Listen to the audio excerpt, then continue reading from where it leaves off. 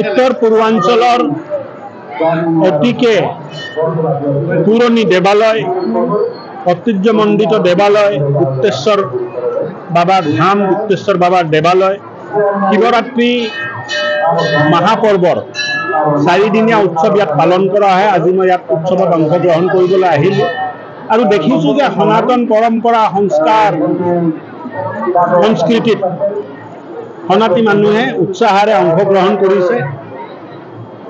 এটোৱে দেখুৱায় যে ভাৰতৰ ঐতিহ্য, ভাৰতৰ গৌৰৱৰ প্ৰতি, ভাৰতৰ স্বাভিমানৰ প্ৰতি প্ৰত্যেকজন সনাতী মানুহে অংশগ্ৰহণ কৰি আগবাঢ়ি আছে।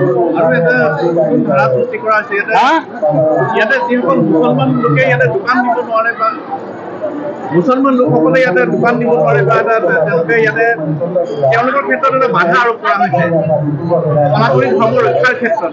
এই ক্ষেত্ৰত নহয়, তেনেকুৱা নহয়। মুছলমান হিন্দু বুলি কথা নাই নহয়। তাত মুছলমান হিন্দুৰ কি কথা আছে? কথাটো হ'ল গৰুক আমি শ্ৰদ্ধা কৰোঁ, হয় নে নহয়?